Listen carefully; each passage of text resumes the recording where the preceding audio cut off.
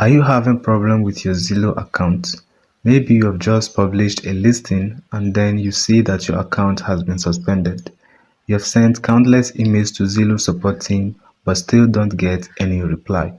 In this video, I'm going to talk about why your Zillow account got suspended, and then I'll show you the tested and proven methods to avoid suspension in the future. What you need to do is sit back and watch this video through to the end, because I will talk about other important things that will be extremely helpful to you.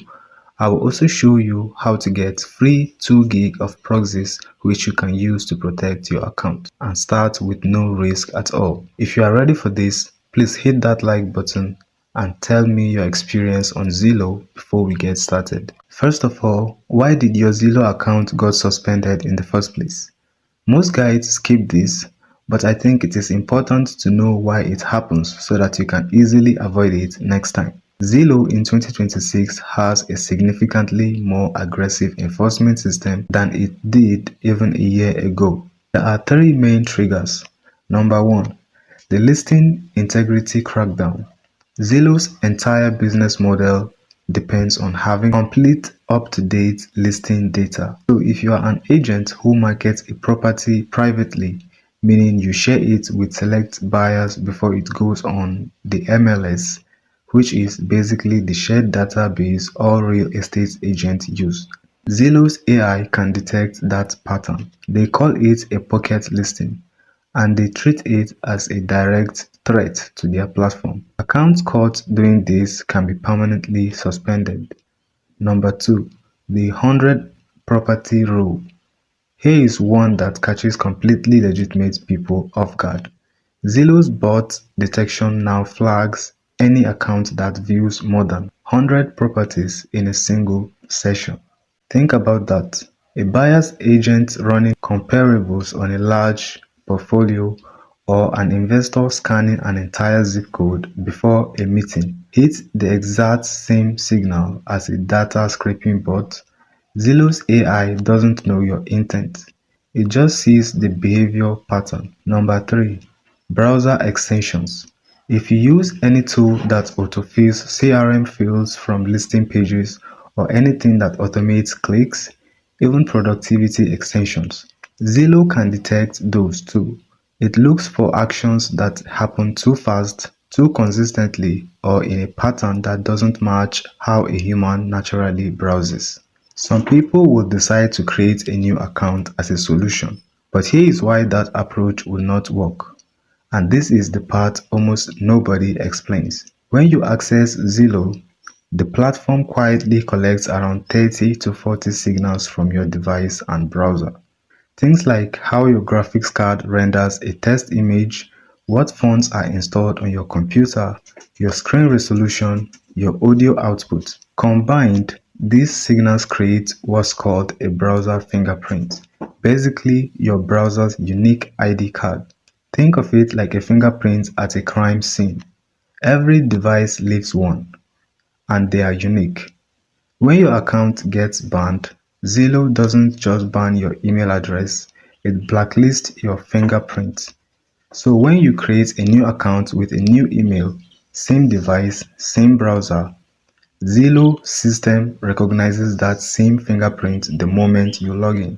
Your new account gets associated with the suspended one, usually within 48 hours. Real estate professionals call this device poisoning.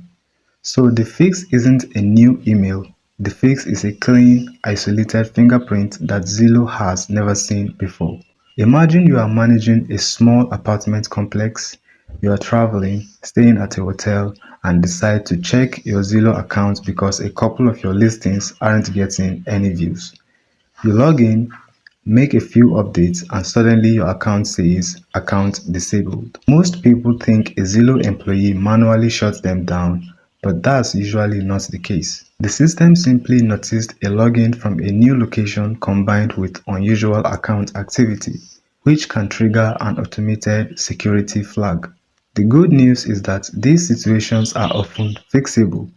In many cases, you will just need to provide documents like a government ID, a utility bill, and a clear explanation to support. Now, access denied error 403 is different. That usually means your IP address has been flagged. If you are using a VPN, you may be sharing an IP with thousands of other users, and Zillow may have already blocked that network. And if you see verification required, Zillow is simply asking for proof that you own or manage the properties, such as business documents, tax records, or utility bills. Alright, so what's the actual fix for the fingerprint problem? This is where anti-detect browsers come in. Think of them as browsers that control the digital identity your device shows to websites. Your normal browser reveals things like your browser fingerprint, graphics settings, fonts, and other details that can make your device recognizable. Even clearing cookies doesn't always remove those signals. An anti-detect browser creates a separate identity for each profile, so every account appears to be using a different device with its own settings and browsing data. The profile don't share cookies or other identifiers that could link accounts together. There are several options available. You can use any anti-detect browser for this, but personally I'll be using GoLogin because it is beginner friendly and has built-in proxy management. So if you are managing multiple accounts, each one looks like it's coming from a different device with its own settings, cookies, and browsing history. Nothing gets shared between profiles, which makes it much harder for websites to connect them. Now, before we start creating profiles, you also need a proxy. The easiest way to think about a proxy is this. Instead of Zillow seeing your actual internet connection, it sees a different one. In other words, you are changing the IP address that websites see. You will usually come across three types. Data center proxies are the cheapest and fastest, but they are also the easiest to detect because they come from large server networks. VPNs often fall into the same category, since many users share the same IP ranges. Residential proxies are different. They use real home internet connections provided by actual internet service providers, which makes them look much more like regular users. The downside is that they cost more and can be a little slower, but that's usually the trade-off. For Zillow, location matters too. Ideally, your residential proxy should be in the same city, or at least the same area as the listings you are managing. If your account activity says you are working in Dallas, but your connection suddenly appears to be coming from another state, that can look suspicious. That's why using the right type of proxy in the right location is just as important as the browser itself. Alright, let me show you exactly how I set this up in GoLogin. When you first open GoLogin, you'll land on the main dashboard. On the left side, you'll see a vertical sidebar. At the top, look for Profiles. That's where all your browser profiles live. Click the green button in the top right area that says Create Profile. You will be taken to this page. You will see a field at the top where you can name your profile.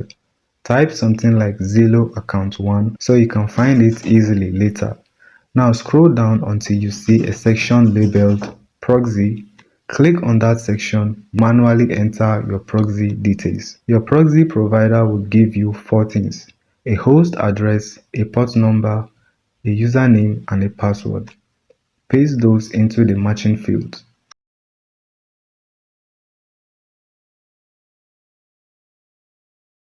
Here is the part beginners often worry about: time zone, language, screen resolution, all those settings that seem complicated. Don't touch them. GoLogin reads your proxy's IP and automatically matches the time zone, language, and locale to that location. You don't have to configure any of these manually. Click Create Profile at the bottom. Your new profile now appears in your profile list. To launch it, find the profile in your list and click the green Run button on the right of that row. A new browser window will open.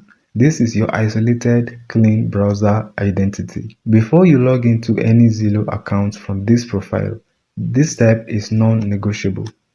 In the new GoLogin browser window that just opened, type iphay.com into the address bar. You will land on this page. It will automatically start running checks. Wait about 5 to 10 seconds. What you are looking for is a row of green check marks or green status indicators across the main checks on screen. Here is what those checks actually mean for you. IP class. Is your IP flagged as a known proxy or data center? Green means it looks like a real residential connection. Fingerprint consistency. Do your browser signals all match each other coherently? Green means yes. Web RTC. This is a browser feature that can accidentally reveal your real IP address even though a proxy, basically like your proxy accidentally showing your real home address. Green means no leak. Time zone match. Does the time zone your browser reports match the time zone of the proxy IP? Green means they match. Language match. Does your browser's reported language match the location? Green means consistent. If every check is green, you are clean. You can log in. If anything is red, don't log in yet. If you see a WebRTC leak or fingerprint mismatch, go back to GoLogin, delete the profile and create a new one. If the IP class is flagged, swap the proxy. Why does this matter? Because Zillow's system, powered by a detection layer called Perimeter X, now known as Human Security, runs these exact same checks the moment you connect. If IPA sees a problem, Zillow will too.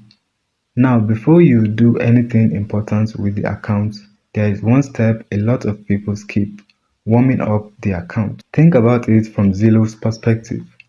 A brand new account suddenly appears and immediately starts searching dozens of areas or viewing hundreds of properties.